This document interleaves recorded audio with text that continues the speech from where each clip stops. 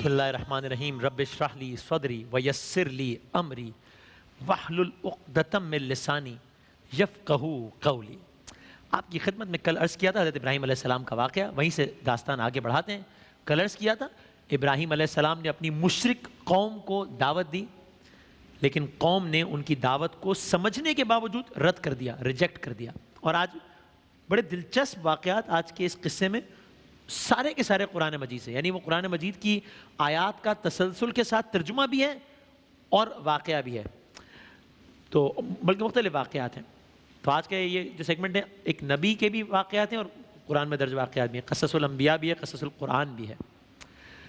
تو ابراہیم علیہ السلام نے اپنی قوم کو دعوت دی، قوم کے لوگوں نے انکار کر دیا۔ ابراہیم علیہ السلام اسی قسم کے دلائل سے، آرگیومنٹ سے، لاجک سے نہ صرف قوم پر حجت تمام کرتے بلکہ ان کو دعوت فکر بھی دیتے، اور آرگیومنٹس بڑے دلچسپ آج آئیں گے۔ معاملہ یہ کہ ابراہیم علیہ السلام پورے ملک میں اکیلے ہیں اور پوری قوم پر بتوں کی حقیقت واضح کرنی ہے انہوں نے۔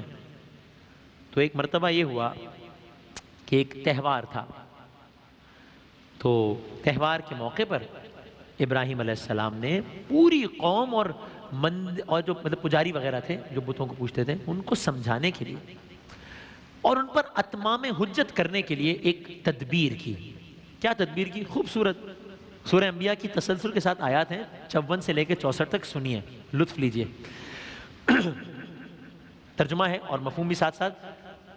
انہوں نے کہا یعنی ابراہیم علیہ السلام انہوں نے کہا تم بھی گمراہ ہو اور تمہارے باپ دادا بھی صریح گمراہی میں پڑے ہوئے تھے۔ تو انہوں نے کہا، یعنی کہ اب یہ مشرکین سے بات ہو رہی ہے، یہ بت پرستوں سے بات ہو رہی ہے، یہ آرگیومنٹ ہے، ڈائلاگ ہے جو قرآن مجید بتا رہا ہے۔ انہوں نے کہا ابراہیم علیہ السلام نے تم بھی گمراہ ہو، تمہارے باپ دادا بھی صریح گمراہی میں پڑے ہوئے تھے۔ انہوں نے کہا کیا تم ہمارے سامنے اپنے اصلی خیالات پیش کر رہے ہو؟ Do you really mean it? اپنے اصلی خیالات پیش کر رہے ہو یا مذاق کر رہے ہو؟ انہوں نے جواب دیا ابراہیم علیہ السلام نے، نہیں، فی الواقع واقعتاً تمہارا رب وہی ہے جو زمین اور آسمانوں کا رب ہے اور ان کا پیدا کرنے والا ہے، اور اس بات پر میں تمہارے سامنے گواہی دیتا ہوں، اور خدا کی قسم میں تمہاری غیر موجودگی میں تمہارے بتوں کی خبر لوں گا۔ وارن کیا ابراہیم علیہ السلام، تمہاری غیر موجودگی میں تمہارے بتوں کی خبر لوں گا۔ پھر کیا ہوا؟ چنانچہ انہوں نے ابراہیم علیہ السلام ان کو ٹکڑے ٹکڑے کر دیا۔ ابراہیم علیہ السلام نے بتوں کو ٹکڑے ٹکڑے کر دیا۔ قرآن کہہ رہا ہے چنانچہ انہوں نے بتوں کو ٹکڑے ٹکڑے کر دیا، اور صرف ان کے بڑے کو، جو سب سے بڑا بت ہے، ان کے بڑے کو چھوڑ دیا۔ کیوں؟ تاکہ شاید وہ اس کی طرف رجوع کریں، وہ آئے، یہ آیات کا ترجمہ بھی ہو رہا ہے ساتھ ساتھ مفہومی بیان کر رہا ہوں، وہ آئے، انہوں نے آ کر بتوں کا یہ حال دیکھا تو کہنے لگے ہمارے خداؤں کا یہ حال کس نے کر دیا؟ اپنے طور پر بولے یہ تو بڑا ہی ظلم ہوا۔ اب یہ سب سوچ رہے ہیں کہ یہ کیا ہوا، ہمارے خداؤں کا یہ حال کس نے کر دیا، سارے بت کس نے توڑ دیے، ایک بت کس نے چھوڑ دیا، یہ کیا ہو رہا ہے، بڑا ہی ظلم ہوا۔ بعض لوگ بولے، کیونکہ ابراہیم علیہ السلام کہہ چکے تھے خدا کی قسم تمہاری غیر موجودگی میں بتوں کے ساتھ، بعض لوگ بولے ہم نے ایک نوجوان کو اس کا ذکر کرتے سنا تھا، نام اس کا ابراہیم ہے۔ انہوں نے کہا، یعنی کہ باقی لوگوں نے، انہوں نے کہا تو پکڑ کر لاؤ اسے، تاکہ سب کے سامنے اسے پکڑ کر لاؤ تاکہ لوگ دیکھ لیں کہ اس کی کیسی خبر لی جاتی ہے۔ پھر ابراہیم علیہ السلام کو لایا گیا، پکڑ کر لایا گیا۔ ابراہیم علیہ السلام کے آنے پر، جب وہ آئے ابراہیم علیہ السلام کے آنے پر، انہوں نے، مشرکین نے، بت پرستوں نے پوچھا کیوں ابراہیم تم نے ہمارے خداؤں کے ساتھ یہ حرکت کی ہے؟ آپ نے حرکت کی ہمارے خداؤں کے، ظاہر اپنے انداز میں بات کر رہے تھے۔ انہوں نے جواب دیا، ابراہیم علیہ السلام کا جواب، انہوں نے جواب دیا یہ سب کچھ ان کے اس سردار نے کیا ہے، سارے بتوں کو توڑ دیا تھا، سب سے بڑے بت کو چھوڑ دیا تھا۔ تو اب قرآن کے الفاظ میں کہ جب انہوں نے ابراہیم علیہ السلام کے آنے پر پوچھا کیوں ابراہیم آپ نے ہمارے خداؤں کے ساتھ یہ حرکت کی ہے، انہوں نے جواب دیا یہ سب کچھ ان کے اس سردار نے کیا ہے، انہی سے پوچھ لو اگر یہ بولتے ہیں، انہی سے پوچھ لو، انہی سے پوچھ لو اگر یہ بولتے ہیں۔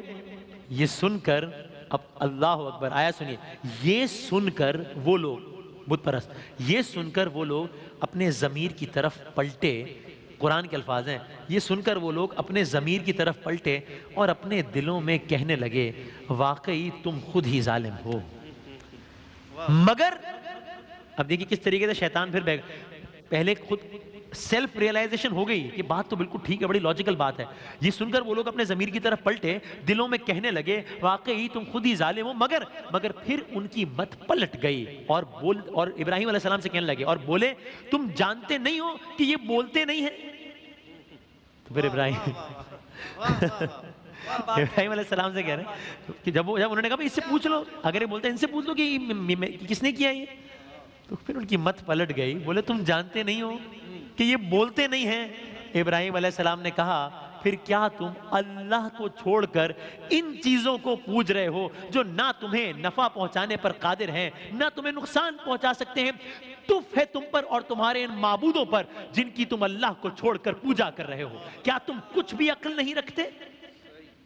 انہوں نے اب یہ ابراہیم علیہ السلام نے کھل کر بات کر، اپنا نیریٹو دے دیا ہے، کھل کر بات کر لیا ہے. ریاکشن اگین، یہ آیات کا سلسلہ جاری ہے. انہوں نے کہا، قوم نے، انہوں نے کہا جلا ڈالو اس کو اور حمایت کرو اپنے خداؤں کی اگر تمہیں کچھ کرنا ہے. یہ جو آگ میں جلانے والا جو سارا معاملہ ہے وہ شروع یہاں سے ہو رہا ہے. اس واقعے کے پیچھے یہ واقعہ چھپا ہے. یہاں قرآن مجید کی یہ آیات ختم ہوئی، آگے مزید آیات آئیں گی. تو بس اب یہ واقعہ ہو گیا، بت ٹوٹ گئے اور یہ ساری بات. اس واقعے کا ہونا تھا کہ صرف اس شہر میں ہی نہیں پورے ملک میں آگ لگ گئی. دیکھیں نا، اس سے یعنی کرنٹ افیئرز کا اس سے بڑا کوئی ٹاپک ہی نہیں تھا اس وقت. اتنی بڑی ڈیولپمنٹ ہو گئی تھی، بتوں کو توڑ دیا گیا، آرگیومنٹ ہو گیا. ایک آدمی نے کہہ دیا بھائی ان سے پوچھ لو، وہ کہنے لگے یہ تو بولتے نہیں ہیں. وہاں سے حکم ہو گیا جلا ڈالو ان کو. آگ لگ گئی. ہر آدمی تک بتوں کے توڑے جانے والے واقعے کی اطلاع ملتی اور ابراہیم علیہ السلام اور پجاریوں کے درمیان ہونے والے اس آرگیومنٹ، ہونے والی گفتگو اس کے سامنے رکھی جاتی. دل میں سب کہتے کہ ہاں ابراہیم صحیح تو کہتے ہیں، لیکن سب کے سب کا تعصب آڑے آ جاتا اور سیدھی راہ اپنانے کے بجائے ان کے دل میں یہی بات آتی کہ ابراہیم علیہ السلام کو ہی راستے سے ہٹا دیا جائے. آپ کو یاد ہے نا کل کیا سوچ رہے تھے اس قوم کے لوگ؟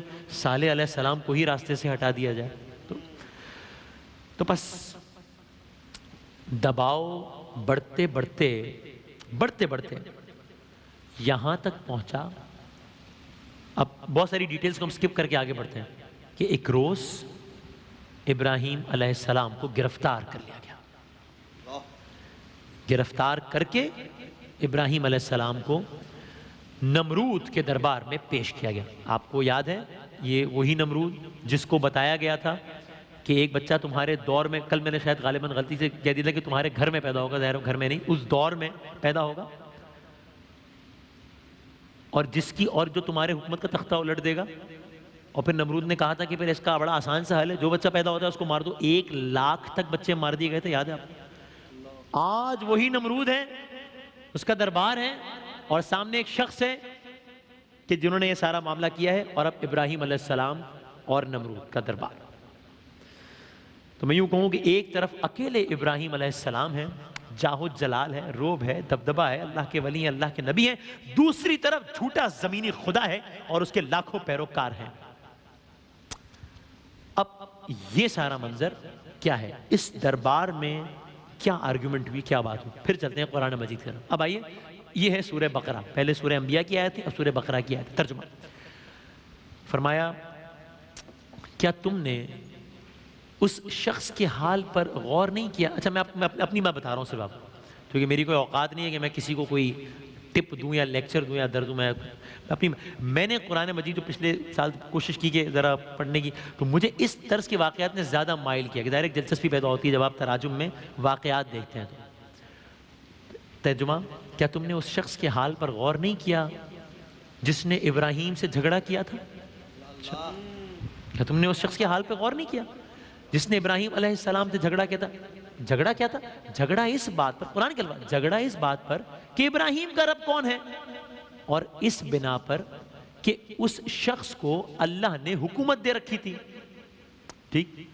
جب ابراہیم علیہ السلام نے کہا میرا رب وہ ہے جس کے اختیار میں زندگی ہے، میرا رب وہ ہے جس کے اختیار میں موت ہے، تو اس نے جواب دیا. یہ آرگیومنٹ ابراہیم علیہ السلام کو نمرود کا قرآن مجید بتا رہے. ابراہیم علیہ السلام نے کہا دربار ہے، لوگ ہیں، پیروکار. ابراہیم علیہ السلام نے کہا میرا رب وہ ہے جس کے اختیار میں زندگی ہے، میرا رب وہ ہے جس کے اختیار میں موت ہے. نمرود بولا، اس نے جواب دیا نعوذ باللہ، زندگی اور موت میرے اختیار میں ہے.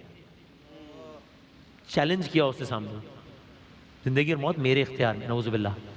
ابراہیم علیہ السلام نے جواب میں کہا, ابراہیم علیہ السلام بولے اچھا اللہ سورج کو مشرق سے نکالتا ہے, تو ذرا ایسے مغرب سے نکال دے.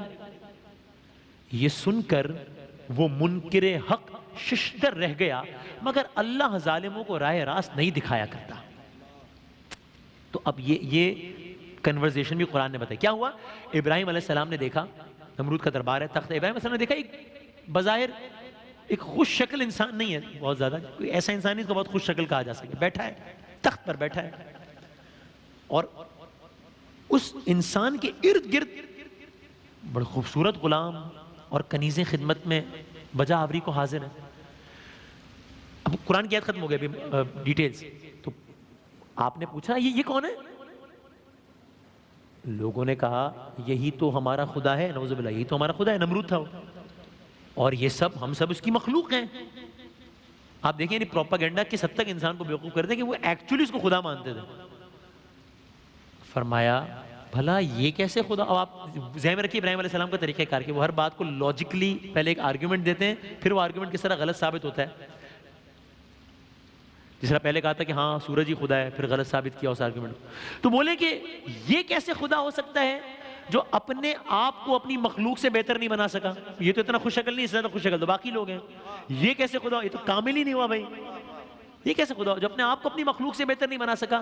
اللہ کے خلیل نے نمرود کی آنکھوں میں آنکھیں ڈال کر فرمایا تو خدا نہیں ہے, بلکہ خدا وہ ہے جو زندگی دیتا ہے اور موت دیتا ہے. اب آپ اس کوڑ مغز کا اندازہ کریں جو خدا بنا بیٹھا ہے اور ابراہیم علیہ السلام کی بات کو نہیں سمجھ پا رہا. انہوں نے تو یہ فرمایا تھا نا کہ میرا رب زندہ کو موت بھیج کر مارتا ہے اور بچے کو ماں کے شکم میں زندگی عطا کرتا ہے. ابراہیم علیہ السلام کہہ رہے ہیں نمرود کے دربار میں, وہ اس بات کو سمجھ نہیں رہا کہ کل تک بتایا تو تھا کہ ایک بچہ آئے گا جو آ کے تیرے تخت کو اڑا دے گا. اس نے اپنے قید خان, اب آپ سوچئے اگلا ایکٹ دیکھیے نمرود کا. وہ اپنے طور پر logic versus logic, argument versus argument. کیا ہوا؟ ابراہیم علیہ السلام نے کہا میرا رب وہ ہے جو زندگی دیتا ہے, حیات دیتا ہے, زندگی دیتا ہے, موت دیتا ہے. اس نے کہا نہیں, میں زندگی دیتا ہوں, موت دیتا ہوں. یا تو آپ نے قرآن کے الفاظ. اب کیا ہوا؟ اس نے اپنے قید خانے سے 2 لوگ بلوائے. نمرود نے 2 لوگ قید سے بلائے. ایک وہ تھا کہ جس کو سزائے موت کا حکم ہو چکا تھا. اس نے کہا کہ اس کو سزائے موت ہو چکی ہے نا, یعنی اس نے مر جانا ہے نا, چلو میں اسے بری کر دوں, میں اس کو رہا کر, زندگی دے دی میں نے. اور دوسرا وہ تھا جس کی بریت کا حکم ہو چکا تھا, اس کی رہائی کا حکم ہو چکا تھا, یعنی زندگی تھی نا. اس نے کہا اچھا اس کا سر قلم کر, موت دے دی میں نے. میں کہہ رہا تھا زندگی موت میں دیتا ہوں, دے دی سامنے مثال. اللہ کے نبی نے جب اس کوڑ مغز کا یہ بھونڈا استدلال سنا تو پھر اب یہ قرآن کی آیات کی تفصیل تو اپنی بات جاری رکھتے ہوئے اس وقت انہوں نے فرمایا میرا خدا سورج کو روزانہ مشرق سے نکالتا ہے, اگر تو خدا ہے کسی دن مغرب سے نکال کر دکھا دے.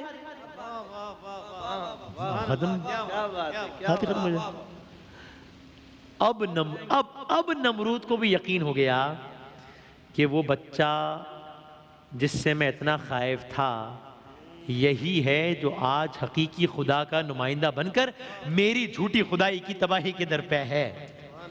اب اس کو اندازہ ہو گیا اب کیا ہوگا. نمرود نے اپنے دربار کے مشیران سے سوال کیا بتاؤ ایسے شخص کی کیا سزا ہونی چاہیے. ابراہیم علیہ السلام سے متعلق سب نے یک زباں ہو کر نعرہ لگایا سزائے موت, اس کے سوا کچھ نہیں. دربار ہے, ابراہیم علیہ السلام بظاہر اکیلے ہیں, نہ کوئی سفارشی ہے, نہ کوئی وکیل ہے, نہ کوئی اپیل ہے. ہاں دلیل ہے, دلیل سے بات ہو رہی ہے. بس سزائے موت سن کر سپاہیوں کے ہمراہ ابراہیم علیہ السلام کو جیل خانے کی طرف لے جایا گیا.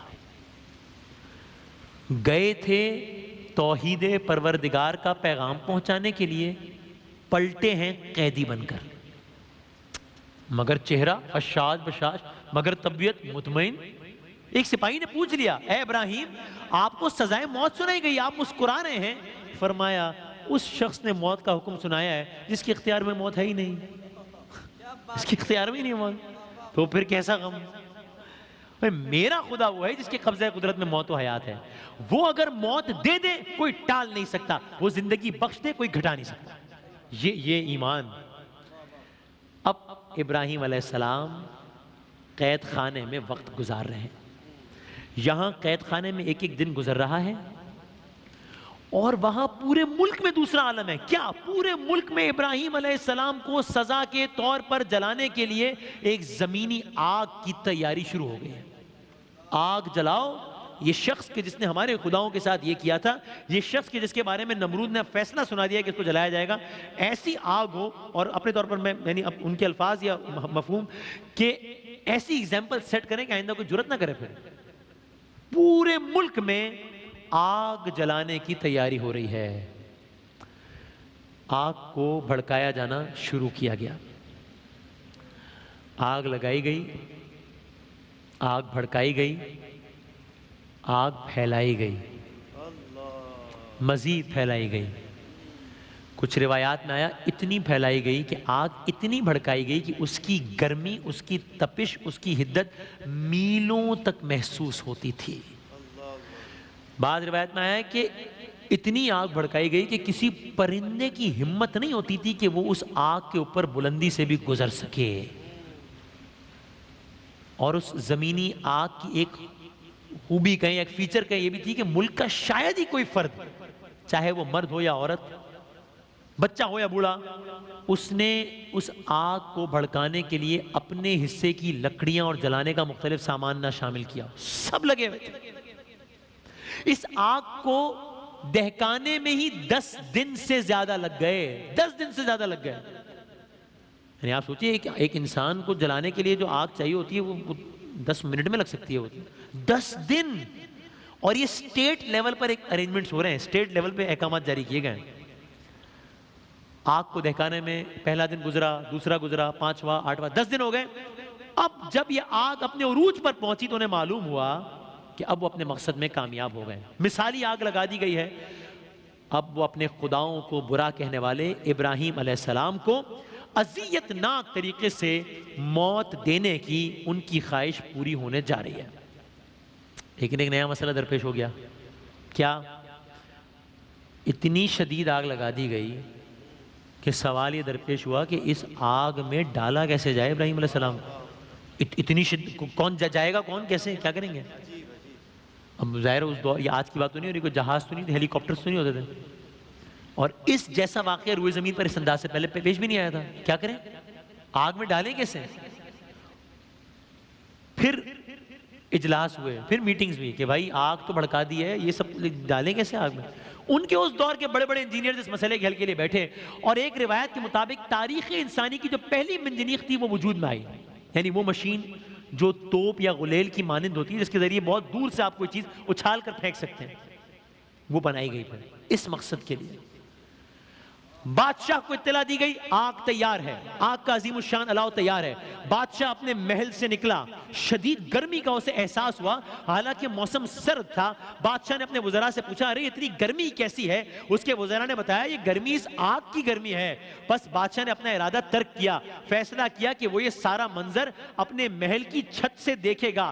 بس حکم جاری ہوا ابراہیم علیہ السلام کو جکڑ کر لے آیا جائے, ابراہیم علیہ السلام کو لایا جائے جہاں سے ان کو آگ کے الاؤ میں ڈالا جانا تھا, تاکہ جہاں ابراہیم علیہ السلام کو بتوں کے توڑنے کی پوری سزا دی جائے, تو وہاں ایک کام اور یہ بھی ہو کہ آگے بھی کوئی ایسی بات کرنے کی جرأت نہ کرے. اب ارینجمنٹ سارے مکمل ہیں. بادشاہ سلامت صاحب نظارہ دیکھنے کے لیے بیتاب ہے, اور یہ پیغام دیا جا رہا ہے کہ اگر کوئی بھی ایسا کرے گا تو یہ بت, یعنی قوم کو یہ پیغام دیا جا رہا ہے کہ کسی نے بھی اگر یہ کیا جو ابراہیم علیہ السلام نے کیا ہے تو یہ بت اس کو وہ سزا دیں گے جو ابراہیم علیہ السلام کو دینے جا رہے ہیں. حال یہ تھا کہ گلیوں محلوں ایک انسانوں کا سمندر ہے. سپاہیوں کے درگاہ میں ابراہیم علیہ السلام کو لایا جا رہا ہے, آگ کی سمت چلے جا رہے ہیں, نقارے بجائے جا رہے ہیں. ایک عجیب و غریب منظر ہے.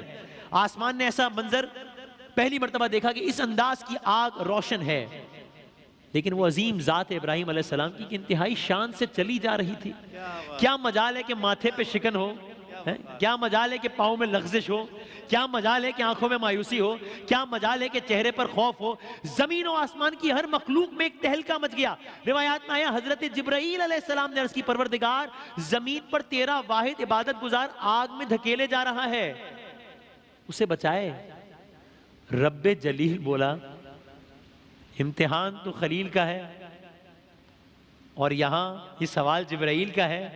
بہرحال کہا اگر چاہو، اگر جبرائیل اگر چاہو تو جا کر میرے خلیل کو اپنی نصرت کی پیشکش کر دو، پھر اس کے عزم کا جائزہ لینا. پس ابھی تک آگ کے شعلے ابراہیم علیہ السلام کے جسم سے مس نہیں ہوئے تھے، البتہ آگ آشکار ضرور تھی اور خلیل کے لبوں پر حمد پروردگار تھی. ادھر آگ آشکار تھی، ادھر خلیل کے لبوں پر حمد پروردگار تھی. اچانک جبرائیل علیہ السلام پہنچ کر نیچے پر بچھا دیے تو بڑھتی ہوئی تپش کا زور کچھ کم ہو گیا. آپ نے نیچے نگاہ کی، جبریل پر بچھائے ہوئے تھے. میرے مصطفیٰ صلی اللہ علیہ وآلہ وسلم کے جد امجد نے آ کر پوچھا کون ہو میرے امتحان میں خلل ڈالنے والے، خلیل کے امتحان میں خلل ڈالنے والے، ہٹ جاؤ، مجھے ذکر پروردگار کا لطف لینے دو. جبرائیل علیہ السلام نے عرض کی میں آپ کی مدد کے لیے حاضر ہوا ہوں، کیا آپ کو مدد کی ضرورت نہیں؟ آپ نے فرمایا مجھے جبرائیل کی نہیں رب جلیل کی مدد چاہیے. کیا اچھی بات، رب جلیل کی مدد چاہیے. قرآن مجید کی ایک سورہ انبیاء میں ہم نے آپ کو پہلے کچھ آیات سنائی تھی، وہ آیت نمبر 64 تک تھا. اس سے آگے کی آیات سنی ہے. ارشاد فرمایا انہوں نے کہا جلا ڈالو اس کو اور حمایت کرو اپنے خداؤں کی اگر تمہیں کچھ کرنا ہے. ہم نے کہا آگ ٹھنڈی ہو جا. ایک ان کی تدبیر، ایک یہاں. انہوں نے کہا جلا ڈالو اس کو اور حمایت کرو اپنے خداؤں کی اگر تمہیں کچھ کرنا ہے. ہم نے کہا آگ ٹھنڈی ہو جا اور سلامتی بن جا ابراہیم پر. بس بھائی اگر کسی کو اس پہ حیرت بھی کی اتنا سارا آگ اور سارا معاملہ اور بس ہم نے کہا آگ ٹھنڈی ہو جا سلام جا ابراہیم پر، تو بھائی کن فیکون کہنے پر یہ پوری کائنات تخلیق ہو گئی تھی، یہ تو صرف آگ ہے. وہ چاہتے تھے کہ ابراہیم کے ساتھ برائی کریں، ہم نے ان کو بری طرح ناکام کر دیا. اللہ اکبر. داستان حضرت ابراہیم علیہ السلام ابھی جاری ہے. یہاں سے آگے کیا ہوا کل عرض کریں گے انشاءاللہ.